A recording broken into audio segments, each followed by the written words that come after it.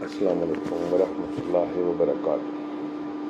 امید ہے آپ سب خیر و عافیت سے ہوں گے۔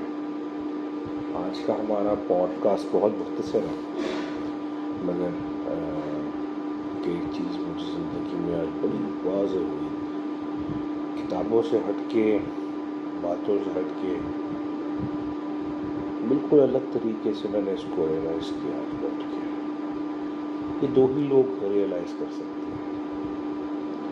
دیکھیں، میں تو ایک ایسا شخص ہوں جو سونے کو کسوٹی پہ اتار کے دیکھتا ہے، یہ سونا بھی ہے کہ نہیں۔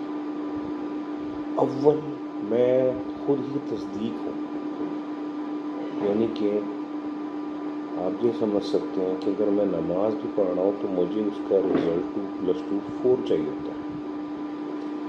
میں اگر کیونکہ اس میں نماز مومن کی معراج ہے، اس کا عروج ہے۔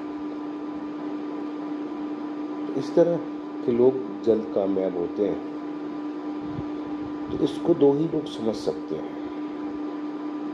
ایک وہ شخص سمجھ سکتا ہے،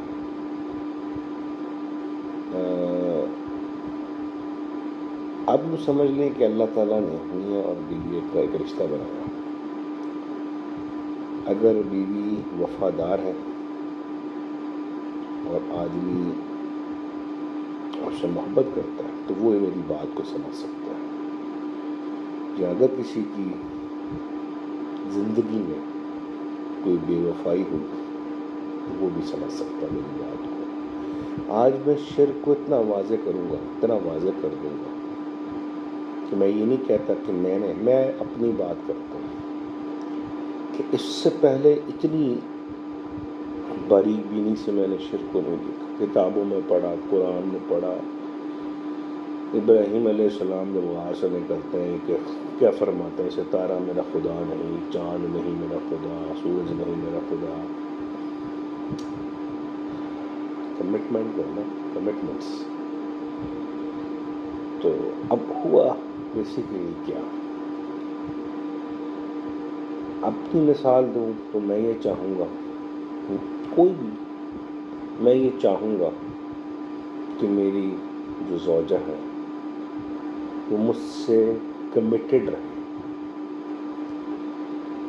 اس کے من میں بھی میں ہوں، کیونکہ اس کے لیے غیر مرد صحیح نہیں ہے ہونا، اور میرے من میں بھی وہی ہوگی۔ ظاہر سی بات ہے، جب ہم نے دوسرے طرح بات سے جب وہ میرے من میں ہوگی اور میں اس کے من میں ہوں گا تو ایک تعلق اسٹیبلش ہوتا ہے۔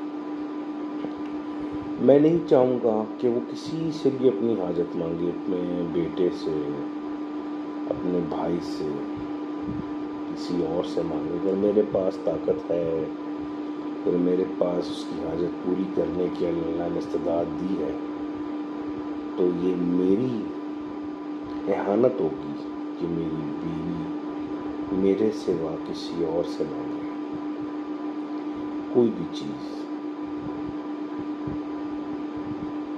اسی طریقے سے نہ میں چاہوں گا کہ وہ میرے علاوہ کسی کو نہ دیکھے۔ اب آپ اس کے تعلق کو پڑھتے جائیں، سمجھتے جائیں۔ میں ہی اس کا طبیب ہوں گا، میں ہی اس کا مرض ہوں گا، میں ہی اس کی محبت ہوں اور میں ہی اس کے لیے ہوں۔ وہ ہمارے ہندو پاک میں نا ایک بڑا زبردست محاورہ ہے کہ شوہر مزاجی خدا ہوتا ہے، اس کا مزاج ہوتا ہے ایسا۔ تو مجھے اس کی سمجھ نہیں آئی تھی، میرا خیال ہے جس نے محاورہ لکھا اس کو بھی سمجھ نہیں آئی۔ تو جتنی وفا ہم اپنی ازواج سے ایکسپیکٹ کرتے ہیں، جتنی کمٹمنٹ اور ظاہری اور باطنی اس سے ہم ایکسپیکٹ کرتے ہیں 100%۔ اور اگر آپ کو پتہ لگے یا کسی کو پتہ لگے کہ بھائی فلاں کی زوجہ جو ہے وہ فلاں سے امید لگائے اپنے میاں کے علاوہ کسی شخص سے، تو ایک باحیا آدمی طیش میں آ جائے گا۔ کہ جب میں طاقت رکھتا ہوں، سکت رکھتا ہوں میری ہر خواہش پوری کرنے کی، اور تو جانتی ہے اس بات کو، تو پھر کیوں اس سے فلاں کون ہے؟ یہ ایک بڑا مختصر سا ہے سسٹم، اس کو سمجھنے والے بہت زیادہ ہوں گے یا بہت کم ہوں گے۔ نہ میں چاہوں گا اس کی آنکھ میرے علاوہ کسی کو دیکھے، اور جب وہ مجھے دیکھے گی تو میری بھی آنکھ اسی کو دیکھ رہی ہوگی۔ میں اس کی توجہ سے ہی سمجھ جاؤں گا۔ ظاہر سی بات ہے، ایک باوفا شوہر ہے، وہ اپنی بیوی کی توجہ سے ہی سمجھ جاتا ہے کہ اس کی ضرورت اور حاجت کیا ہے، یہ کیا چاہ رہی ہے۔ اس کی تو بڑی مثال آپ کو انڈو پاک میں ملے گی۔ بیوی نگاہوں سے کہتے چلے یہاں سے، تو شوہر صاحب اٹھ گئے تھے، مگر وہ تب تک ہے جب تک وفا ہے۔ ٹھیک ہے، تو ایک چیز سمجھ لیں اس چیز کو، وفا ہے جب آپ اللہ کی مخلوق ہیں، اللہ آپ سے محبت کرتا ہے۔ اب اسی پیٹرن کو ذرا اس اینگل میں دیکھیں گے، بات بڑی واضح ترین ہو جائے گی۔ کیا وہ چاہے گا کہ آپ اور ہم کسی کی طرف دیکھیں، کسی کی بھی طرف دیکھیں؟ نہیں چاہے گا۔ کیا وہ چاہے گا کہ ہم اپنی حاجت کسی سے مانگیں؟ اس کے ہوتے ہیں۔ یہ میری بات لازماً آپ کے دل میں اتر رہی ہے۔ اگر آپ کو سمجھ آ گئی ہے نا، تو آج آپ نے شرک کو سمجھنے میں پی ایچ ڈی کر لی پی ایچ ڈی۔ اگر نہیں سمجھ آئی تو میں پی ایچ ڈی کروا بھی دوں گا انشاءاللہ، سمجھا دوں گا۔ سمجھنا بہت ضروری ہے اس میں۔ ہمارے ہاں تو میجورٹی اس کو سمجھتے نہیں، مگر خیر اسی تعلق کو آپ اپنے رب کے ساتھ دیکھیں کہ وہ چاہتا ہے کہ میرا بندہ میری طرف نظریں رکھے۔ قرآن بھی کہتا ہے مجھ سے حاجت مانگے، قرآن میں بھی کہتا ہے، یعنی اس کی حیا کو یہ گوارا نہیں ہے اس کی حیا کو کہ وہ اپنی مخلوق کی حاجت کسی دوسرے سے پوری کرے۔ دوسرے سے مراد ہے مخلوق کی حاجت مخلوق۔ اب مثال ہے ایک چھوٹی سی ہے، وہ طاقتور ہے، اور اس کا مطلب یہ سمجھ لیں گے ہم اس کو لوور پیٹرن میں دیکھتے ہیں، لیکن اس مثال کو تو ایک زوج جو ہے وہ اپنی زوجہ کے لیے کسی کو کہہ کے کام کروا دے گا، مگر کہے گا زوج، یعنی شوہر ہی کہے گا۔ تو یہ چیز سمجھنے کی کوشش کریں۔ اب آپ سوچتے جائیں اور آپ کو سمجھ میں آتی جائے گی کہ اس طریقے سے جو شرک کی اقسام ہیں اور مسائل ہیں وہ کس طرح ہیں۔ پھر ہمارے اندر سوال آئے گا، پھر کیا یہ باقی جو نظارات ہیں یا جو باقی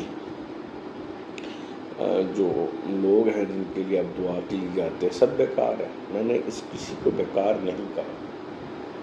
میں نے تو ایک رستہ ڈیفائن کیا، ایک رشتہ ڈیفائن کیا، ایک وضاحت کی ہے، اور میری وضاحت جس کو سمجھ میں آ جائے گی وہ کمیٹڈ ہو جائے گا، وفادار ہو جائے گا رب کے ساتھ۔ اور آپ دیکھیں کہ دنیا میں ایک شوہر اپنی بیوی کی تمام حاجات پوری کرتا ہے، پوری زندگی کما کے کھلاتا ہے اس کو، پوری زندگی بیوی بچوں کے بہن کر دیتا ہے، پوری زندگی کر دیتا ہے، اور اس طرح جو فیملی ہے وہ اسے کمیٹڈ ہو جاتی ہے۔ مگر میں آپ سے یہ بات ضرور کہوں گا کہ اس کو سمجھیں اور اس کو جتنا ڈیپلی آپ ایک میاں بیوی کے رشتے کو سمجھ سکتے ہیں، اتنا آپ ایک شرک سے بچ سکتے ہیں، شرک کے اکبر سے بچ سکتی ہے لوگوں میں۔ نہیں تو آپ یہ سوچیں اگر کہ ہم بچ جائیں مشکل ہے، مگر اس سے اچھی کوئی مثال نہیں ہے۔ یہ با حیا جی اور با وفا لوگوں کے لیے مثال ہے کہ بس جب آپ کسی کو اپنا لیتے ہیں، پڑھ لیتے ہیں لا الہ الا اللہ محمد رسول اللہ، یہ وہ عہد ہے بس جیسے ہمارے ہاں ہوتا ہے۔ اس کی کوئی ایسی مثال تو نہیں ہے، مگر سمجھانے کے لیے یہ ہے کہ نکاح میں ہم کہتے جی ہمیں فلاں قبول ہے بطور زوجہ، اور وہ بھی ہمیں ایسی کرتے ہیں، تو ہم کمیٹڈ ہو جاتے ہیں. تو لا الہ الا اللہ محمد رسول اللہ بھی ایک کمٹمنٹ ہے. اب اس کے بعد کسی کو غیر کی طرف اب آپ متوجہ نہیں ہو سکتے، یہ بے وفائی ہوگی، اور بے وفائی خدا کو پسند نہیں. مجھے امید ہے آپ کو میری بات مختصر سمجھ میں آئی ہوگی.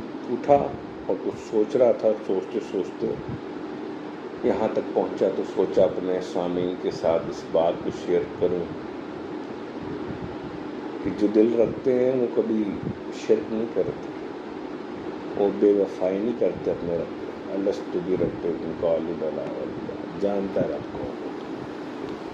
امید ہے پوڈ کاسٹ چھوٹا سا پسند آیا ہوگا آپ کو. انشاءاللہ اگلی ایپیسوڈ ملتے ہیں. السلام علیکم ورحمۃ اللہ وبرکاتہ.